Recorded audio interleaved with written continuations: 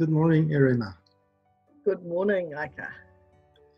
Erena, where are you located now? In New Zealand, at the top of the South Island, so we're right in the middle. Right in the middle. Yes. I've never been to New Zealand. It's on my travel map. Somewhere, Beautiful. somewhere, and I don't know when. Erena, how are you and how is your environment feeling right now these days? I'm feeling very well, thank you. My environment, I'm sensing, is quite stressed. This appeared to be quite a lot of panic buying yesterday, just starting locally. So, but I think on the whole, people are processing things as they can, best they can.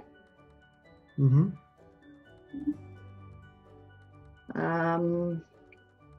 There are, of course, always those that take things with a grain of salt, don't buy into it too much.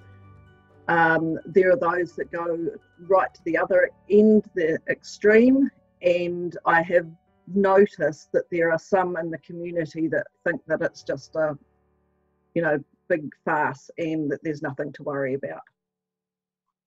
Okay, very interesting. So it is interesting, yes. Everybody processes things differently. Yeah. Could you make any other observations in your area, in your city or wherever? I think what people are most concerned about is their livelihood, how it's going to impact them financially. Mm-hmm. Seems to be the biggest concern. And I totally understand that, because we haven't got, the government have just offered some assistance, but not to the extent that some other countries have offered. So people are thinking, well, if I can't go to work, how am I going to earn money to feed my family? And that, so there's no guarantees there. So I think that there's creating a lot of fear. Mm-hmm. At the end of the day, a lot of the work around here is not something that people can take home and do in their own backyard. Yeah. Because it's actually labour intensive. Like, we've just started grape harvest here in Marlborough.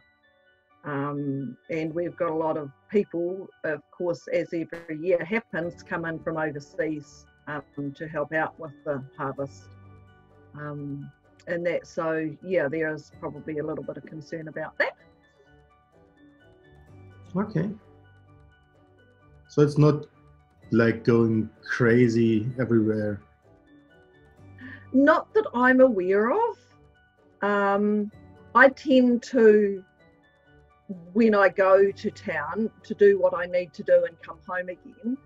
And that, so I live sort of semi-rural. Our community is probably about 1,500, 2,000 people. And those that I meet on the street when I'm walking my dog, don't seem to be too concerned, but I am aware through contacts on Facebook that things are a wee bit more stressful in the nearest town. Mm-hmm, mm-hmm, mm-hmm. Yeah, I understand. Is there anything you would like to share with us and with the rest of the world urgently? I feel that this situation, while it might be distressing for many and potentially life-threatening for many, I'm actually embracing it from the perspective that it's been a real concern of mine for quite some time, of the disconnection that's happening in our relationships, especially families. And I see this as a wonderful opportunity being handed to us to reconnect and to build relationships that are cooperative, that are collaborative, and especially for the children. I feel that so many children today are growing up feeling that they're not valued or respected because both their parents work, and there's no disrespect to that, because our society has become so money material focused, and both parents are having to work in many cases just to make ends meet, and the children are the ones that are missing out because their parents are so busy. They come home, they're tired, they're not actually able to be present to them. The kids feel that they don't matter, and then this brings a whole generation, and we notice it even in the earlier generations, that the teenagers that are growing up now and the youth have been growing up feeling that they don't matter. Where is their role in society? What value can they contribute? And they're growing up with an identity crisis and major issues, and I really feel for them. And so I see this as an opportunity for parents to reconnect with their children, see the beauty and the wonder and the uniqueness of each of their children, and to enhance that and to encourage that. And I don't know, it's just it's a pet of mine that, you know, we all have a unique beauty and something awesome to give the world, and yet so many people feel as if they have no place. What's the point of me being here? I'm not respected, I'm not appreciated, I'm not valued, and inside of them their song is dying. Their value to the world is dying because they haven't got anybody that sees them. So that's my take on it, is I embrace this, what's happening, as an opportunity, and I just so hope that people will grasp that.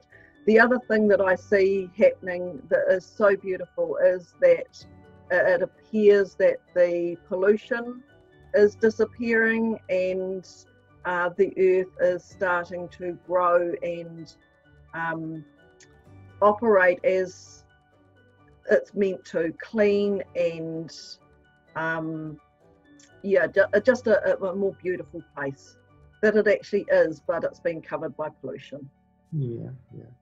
Erena, I got your message, and I hope that many other people on this planet will get your message as well as I got it. I thank you very much for your short statement from, no, it's not Down Under. Down Under is Australia, is it? Well, we're neighbours. We're neighbours. We're all below the equator. Yeah, that's true. That's true. Yeah. Thank you very much. You're most welcome. Have a nice and beautiful day. Thank you. You too. And thank you for doing this.